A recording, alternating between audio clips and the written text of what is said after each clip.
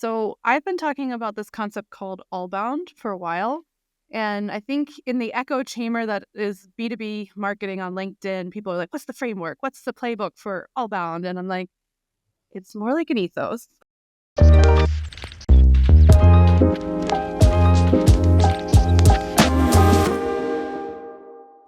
Hi, everybody. Welcome to our inaugural season of Funnel Vision. We're going to be speaking with leaders in digital marketing that are thinking big and leaving their mark on their industry. My name is Paula Mejia. I've been a marketer for what feels like an ever, but it's just been a decade.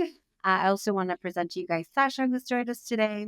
Hey guys, I am Sasha Belenke, also at Wix, part of the Wix Studio Enterprise team. At Wix Studio, we spend a lot of time thinking about the challenges that are faced by marketers, from supporting increasingly long customer journeys to ever shrinking resources, and the abundance of new technologies aimed at addressing all of these pain points. And, as marketers ourselves, we also face these pain points. We know the feeling of magic when a campaign comes together, but we also know when it falls flat and when it took 17 rounds of revision and then legal got back to you and they were like, no, not that. So we wanted to create a place for marketers like ourselves to exchange ideas, learn from each other, and kind of manage this ever changing, super fast evolving landscape. So if you could relate to any of these things, we hope that Funnel Vision is a place for you.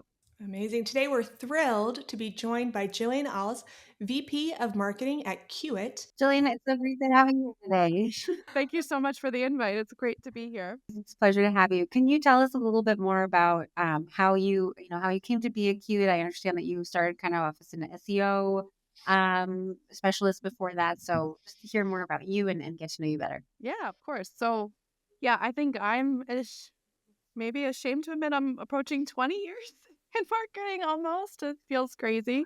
But yeah, as you mentioned, I got my start in digital marketing way back when and really was kind of doing things as like coding HTML email templates and managing keywords for Google Ads and SQL database and optimizing websites for SEO. Got my start in digital, but have done branding, have done product-led growth, sales-led growth, partner-led growth, all different kinds of things in different sizes of companies. So consider myself a pretty well-rounded marketer at this point, and I've been at Qt for about a year now, almost a year and a half, and it's been fantastic. We're a team of 12 marketers. So, Jillian, I want to dive right in and get to what you have called your marketing ethos. Yes. Can you tell us a little bit about that? Yeah, so I've been talking about this concept called Allbound for a while. And I think in the echo chamber that is B2B marketing on LinkedIn, people are like, what's the framework? What's the playbook for Allbound? It's more like an ethos. Like it's I love not that. necessarily a prescriptive set of things to do. For me, it's about I see marketing as serving at the pleasure of the growth of the company, right? So however that looks by stage, by type of company, by products, by go-to-market motion, all of these things could impact that. But marketing kind of has this unique skill set and almost obligation to kind of be this glue that really helps the organization grow in terms of supporting the entire customer journey, as well as reporting back to the company. What's the market doing? What's the market saying? These kind of things. So we're at this like precipice of both sides of the business, if you will. I think I've done a lot of work with my management teams over the past few years to show that it is so much more than inbound. And of course, we can measure however we want. We can use attribution models, but ultimately, it's about identifying where we can work smarter together in the go-to-market kind of motion, if you will. So working closely together with sales and marketing alignment, another big topic falls within that ethos for me. But just as much as, hey, products, I've got product marketing on my team. These are some of the things that, we're experiencing. We want to do some message testing on this, working closely with product or helping CS. They're being tasked more and more with generating revenue than they have in the past and retaining customers, upselling them. Again, something marketing should definitely be supporting with and helping with. Doesn't mean that I see marketing as doing everybody's job, but definitely kind of stepping in and helping and finding ways to work smarter, not harder together. I walked into Qt and all of our high intent inbound form submissions were going straight to the sales team, which I think a lot of people are like, yeah, great. They're ready to talk to sales. They should go to sales. But sales is sitting multi-threaded deals, in meetings, doing the things they're supposed to do. And this little measly form submission comes in, and it's like they're not built with the sequences and the processes to make sure that if they don't get in touch right away, that they follow up and things like that. So we've done a proof of concept, and it's gone really, really well. It's, of course, increased our speed to lead was the original intention. Just a small example of one thing that we've implemented here recently as an example of what I would see falling under my ethos, that is Allbound. I love it. I think one of you mentioned a lot of things that I want to unpack here, but one of them is around ethos versus playbook. Mm-hmm. This is something also that's kind of been top of mind for me. I'm also on the LinkedIn B2B ecosystem, whatever it is. One of the things I find kind of frustrating is that it feels like once a playbook brings a win to a company, all the other companies feel like they have to replicate it, or they are missing out, or they are not doing it right. And I think what you're touching on is the importance of testing for your specific situation, your specific sales team, what your AEs are doing right. What is their level of deal flow versus, maybe the ones that in Wix Studio, for example, would have more bandwidth, and that wouldn't be the right approach for them. And, when you are reading these posts and hearing interviews, it can be so reductive to just say like, oh, well, this worked, so therefore I have to do it. There's a lot of kind of pressure involved in that. And so I love this concept of the ethos that is, it's not a one size fits all, but more of an approach that you have in place. So I think that's super interesting. Do you feel like just having ethos, framework, whatever we want to call it, like how does that shape your day-to-day decisions? Just having like even articulated that to the, LinkedIn-osphere and to your own team, what does that mean for you guys?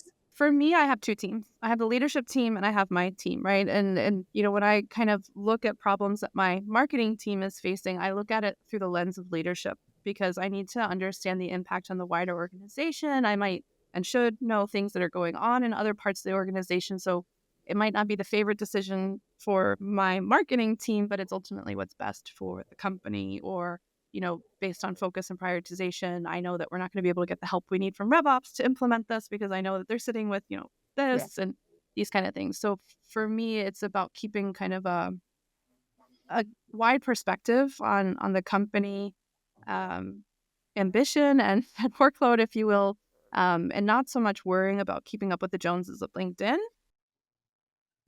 But to your point, Paula, it needs to be seen through the lens of where you are in your company and the tech stack that you have. And you said the magic word. So the magic word you said was tech stack. Okay.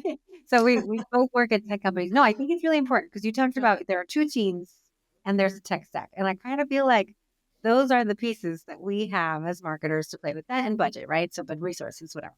So you have your leadership team, which is giving you a North Star, and you have your people on the ground who are executing, and you have your tech stack. So I want to talk about how you manage that. Like, what does your tech stack look like? What is working for you? Where are you like, if I could, find a genie, this is the thing that would unlock things for me. Yeah. I'm always curious what's top of mind for marketers who are out there living the dream. Yeah, I don't know that anyone is. You always step in and you're like, ooh. It's like, yeah, and I work in B2B scale up, so it's different than a company like Wix. Like, you're kind of just like, well, we're likely to exit the next 2 years. Like, how much work do we want to put into like re-architecting our infrastructure when we might be bought in 2 years or something like that? There's always this hesitancy or, oh, like, is it really going to, increase sales by 20% by doing this? Mm-hmm. The biggest struggle I have is we have two CRMs. We use HubSpot for our BD and outbound outreach, and all of our forms now flow through HubSpot.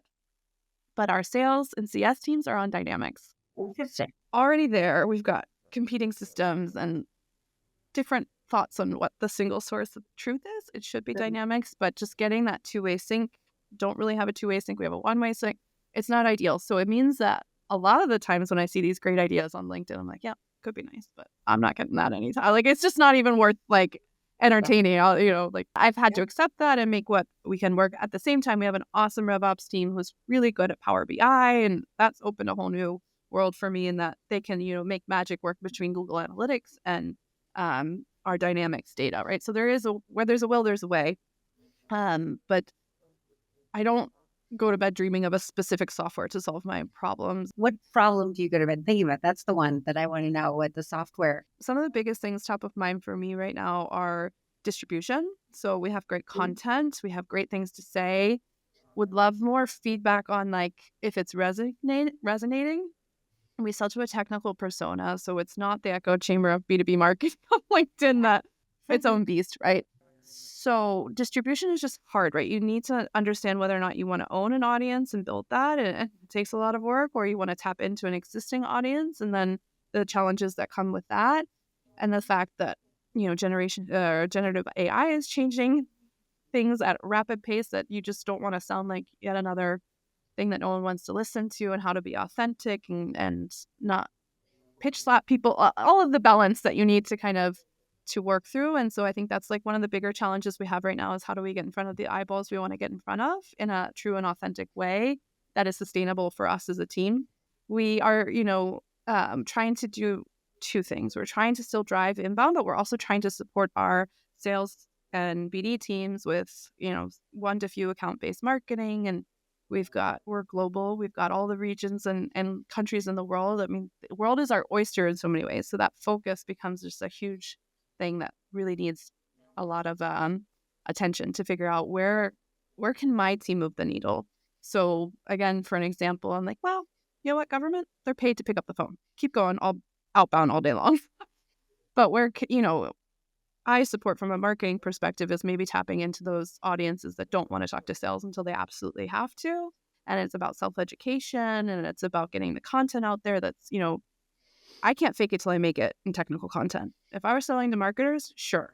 But my team can't. We need real subject matter expertise, and we need to make sure that it's in the right places, back to distribution, and then that it, resonates. And getting that feedback is just something that is, still on my wish list. Somehow I feel like I haven't quite nailed it. Well, I think you just said something that really goes back to Paula's point about every company needing to find the right balance in terms of that like integrated all-bound approach, and depending on your audiences, depending on the various market pressures, that you're facing. And so on that point, I'd love to hear from you. What are some of the market pressures that you've seen that are driving you guys more towards that all-bound approach? Like, what's pushing you in that direction? I mean, I think there's macro stuff going on for most B2B SaaS companies at this stage, and that there's a consolidation in the market. People have loved and invested in tools and technology, and everyone now is being squeezed to kind of really understand the ROI and impact of their investments. And I think it just feels like the market is smaller. So therefore we have to work smarter, right? Like there's no budget hanging on leaves of trees. It's just, you really need to be building a business case for the CFO, right? Alongside with, because we've done MedPick training this year as an organization. It's an opportunity coaching framework for enterprise. So that's been an adjustment, but you really learn that there are so many stakeholders in a given sales cycle. And again, how does marketing with all of that? Can they address every single stakeholder, right? You have to prioritize, yes, right, based on the level of influence in a company, which you may find changes depending on the company you're engaging with. Yeah, absolutely. I just want to go back to your distribution question. So you have this huge challenge. What are you doing to solve it, right? Because that's the $1 million question. That is the $1 million question. We're talking a little bit about it. We're weighing some options, looking more like tapping into existing audiences rather than trying to create our own. We're not that big of a brand. We're more of a point solution than kind of an ecosystem platform where we have multiple things to talk about. We do have some great partners, and I see a lot of potential in working with our partners on co-marketing and tapping into their audiences. Still need to have a unique point of view and something to say. And I think we can work with talking to our customers more to create some of that content as well, to bring that kind of user-led or kind of customer-led content where I think the market would much rather hear from customers than from us, right? So investigating something like Bright Vision, is that, something that we should be investing in as a webinar kind of platform where there's people checking it out? So what do I do as a software buyer? Whoever's watching this, I'm sure I'm going to have like 10 SDRs tomorrow. But like, is it working for other people, right? Trying to do that due diligence to understand if that's, something we should do. But also getting some of my team, like one of the things that's eye-opening for me looking into 2025 planning has been like, I have a pretty incredible team is quite senior for the organization, being a scale up. Like someone on my team has been here for almost 10 years, and Wow. that's a long time for this kind of company. Yeah. And just the enormous potential I have in the team that I have, in that they understand the product in and out. Like, yes, I have a product marketing person, but when you work in this kind of level of a company, everyone becomes a little bit of a product marketer. So helping, drive more of our creative process. I had outsourced our kind of LinkedIn demand gen last year. I'm moving that back in-house this year to put more money into the distribution and bring in, because I just think my team is in a great spot to do that. So there's been some really nice pockets of aha moments when taking this hard look at what we need to do. But I don't know that I have all the answers or solved for it yet, other than what do we do best? We test. Yeah, being able to manage like the conversation your team is initiating, I think, is an interesting an interesting challenge to have, because it's not just one. With marketing, it's never just one touch point. So, can you just clarify though? You said at some point that the SDR BDR function was dealing with leads. Is that something that sits on your team now?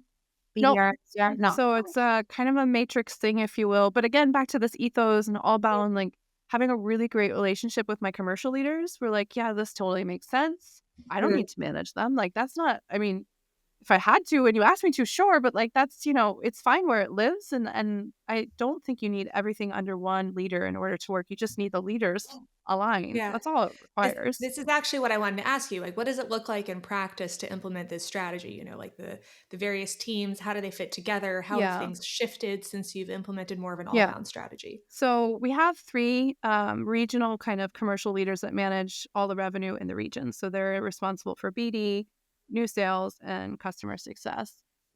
And then I worked with the head of North America and the head of EMEA to test this APAC. We haven't implemented yet because actually our sales team sits in Denmark supporting APAC, which is time zone wise kind of crazy. So we thought, let's do this first with these teams and really just align on what it looks like. How does it impact their comp? How does it impact their time that they have to work on their outbound metrics and these kind of things? Like, how do we make sure that they're just as motivated? And I think the proof has been in the pudding, in that they just get a lot of energy out of it. And we have made sure that there is compensation, or at least recognition, for the inbound part of it. We had to look at how do we support this from a process perspective. So back to Paula's love for marketing operations, it's people, process, and technology, right? So you had to really get... She really does. She really does love marketing. I got her. I'm picking up what she's putting down. It's true. It's sincere. But we had to draw that up, right? So we needed to make sure that they had the proper processes and technology in order to support this. So, a big project went into making sure that the HubSpot flows worked so that they got assigned the lead. They knew exactly what they needed to do. We did training, not just from a marketing perspective, but we had our AEs come in and train how they interact with inbounds, and like the request can be a little bit different if they want pricing or just to see the product, like what that nuance looks like. And then we've done like iterative follow-ups, right? Like, how's it going? And, making sure that everyone feels comfortable. And there's still like hiccups here and there. Like, some are really not comfortable with the pricing ask, right? This whole enterprise pricing. And as a buyer, you're just like, can you just give me a ballpark range or something? And so we're trying to figure that out. And then again, on the localization perspective, how do we deal for that? Like, we have, landing pages and forums in Italian, Spanish, German.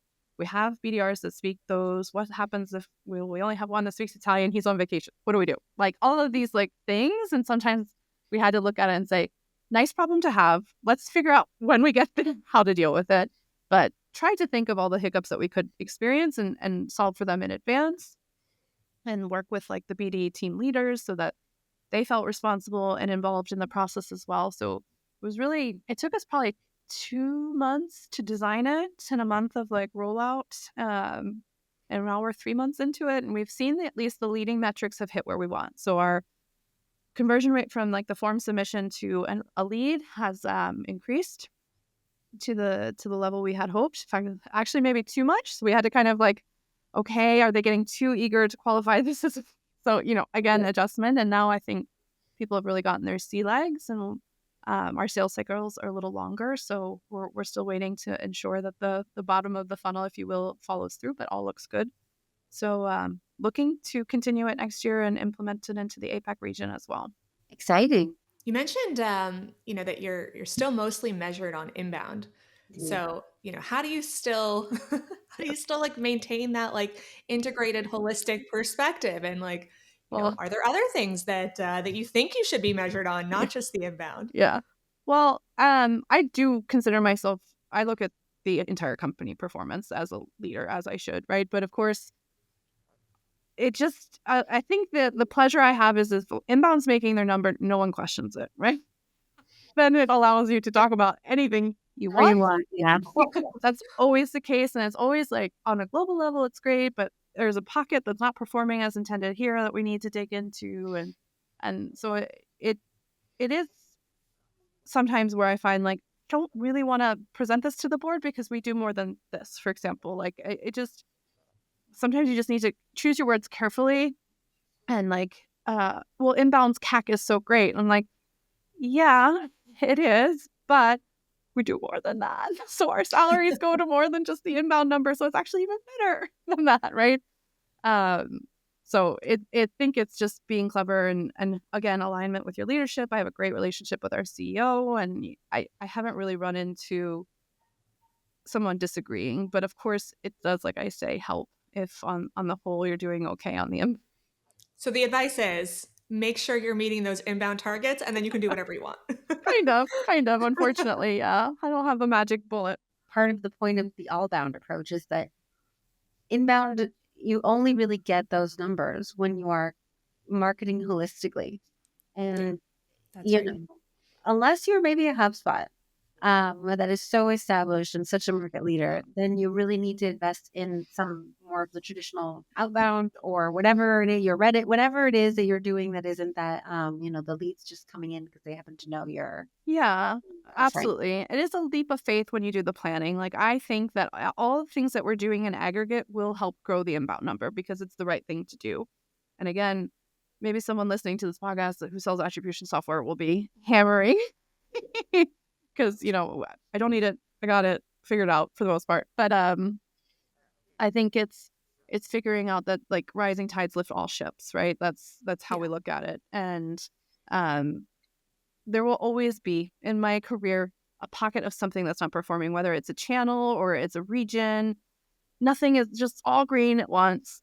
And I've learned to lean into it, learn from it, understand it, make sure it's not, an epidemic that's about to spread or something like that. But that there's just variance in markets and there's variance in seasonality, and being a horizontal platform has both its benefits and its challenges when it comes to that kind of thing. So it's just about really learning your ICP in and out and when you're most likely to be successful from a seasonality perspective, these kind of things. And the more data you have, yes, the better you are at predicting what's likely to happen. But I do think that as a whole, everything that we're doing in marketing should be helping drive both inbound, but also make our outbound teams more successful. Have you seen any resistance from any of your teams? I mean, I know you have a good relationship with leadership, but like, is there resistance to like doing things in a different way? Or Yeah, of course. Not to get into your dirty laundry too much, but I am challenged by our head of RevOps, which is a healthy challenge once in a while, but it's like, plant the seeds, work on it, and learn which battles to kind of pick, so to speak, right? And build that relationship over time so that it's not an automatic no. But of course, I've met resistance, and now I'm meeting more just questions. And I think I build my credibility in that I also question it's fair enough. Yes, this is my baby, but like, let's look at it. Like, let's see what the data tells us. I'm always like, data only tells us what's happened, right? It's not telling us what's going to happen. Can you give us an example to make me feel better? Of course. No, this whole example that I've been given around this, inbound via BD was just like, but why? Like,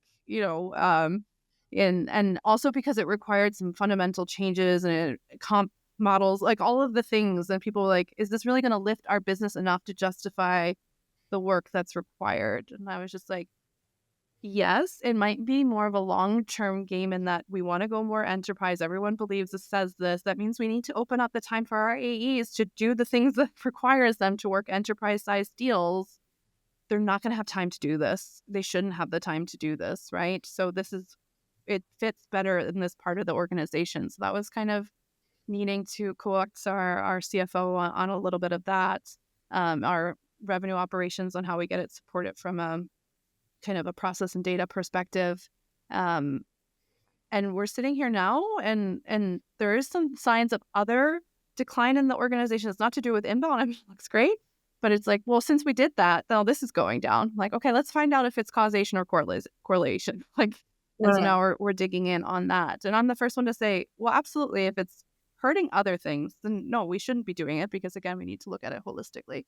So I think yes, I've met resistance on this Allbound thing. I think everyone buys into it theoretically, but when it comes to kind of brass tacks, it's like, oh, I have to change. I don't like that. It's important that someone is challenging you, because other people may have that same question, and it forces you to articulate your rationale, and that's good for it's good for your team. But I think that there is something there is a tension, I think, that marketers are dealing with all the time, and it's that, you mentioned it. If you're in a go-to-market team and leads are coming in, all's gravy. Yeah. But when it's not gravy and you have to try a lot of things, that's when it's more difficult to get buy-in, I think, for riskier things, which is ironic because, like, obviously what is happening isn't working in some way. Like that Jaguar ad, which I know a lot of people hated. I didn't hate it. But at first I thought it was a joke. I thought it was a joke ad. Wait, tell us a little bit about the ad. Set the stage. Okay, so this ad, it was like an insane. It felt insane, right? You see this, it's a commercial. It doesn't feature a car, and it's like very beautiful, like very ethnically diverse models walking in what I can only describe like a Zoolander-like video, where everyone's like copy nothing, like these these things that mean nothing. It was absolutely bizarre. And, it started getting a lot of bad media. Also good, right? Some people really liked it. And at first, I really thought someone shared it with me, and I was like, oh, it's a joke. It's a fake ad. Why are you sharing? Why are you wasting my time? Yeah. Got leads to bring it. I don't sell cars. And then, whatever. I was doing childcare, something not work related. And I was like, no, that was very deliberate, because I know what it's like to change, like the menu on a website, and everyone's got an opinion. And if you do any kind of rebrand at any company, your CEO, your board's going to be involved. And I'm like, if I was in that marketing team, like, there's no way I could have gotten even through the storyboard of this ad without running it by like all of legal, the board, and so, my take on it now is that, like, they very deliberately did something radical that they knew was going to piss off a lot of people who are traditionalists about the Jaguar brand, even people who like never intended to buy a Jag. Yeah. I think are Look, you were still thinking about it a couple hours later when you were hanging out with your kids, so it worked. Getting my point. My point is, like, they did something insane, but they did it on purpose to change the narrative. And so everyone's saying, like, threw away this brand, and I'm like, you didn't. You threw away something that wasn't working. And then I looked into it a little bit, and it looked like they had shut down sales for their for their existing car model, because they're going all in on this other thing. Like, something wasn't working, and they're like, we keep doing what we're doing, it's not like we're going to succeed. So we're going to do something absolutely bananas. Really Burn it all down. Maybe we'll get this new audience of like millennial women who probably weren't a traditional buyer of Jaguar. Anyway, I respect them because they tried something different. And I think in marketing, there is that tension that you have to meet the whatever deliverable goal target is. But the moment you kind of stray from the accepted path, particularly people who are not in marketing are going to look at you like you're a mad person until you can prove them wrong. But Jillian, you said, data only shows you what happened in the past. You have to be allowed to take risks in marketing, and that is very much leadership.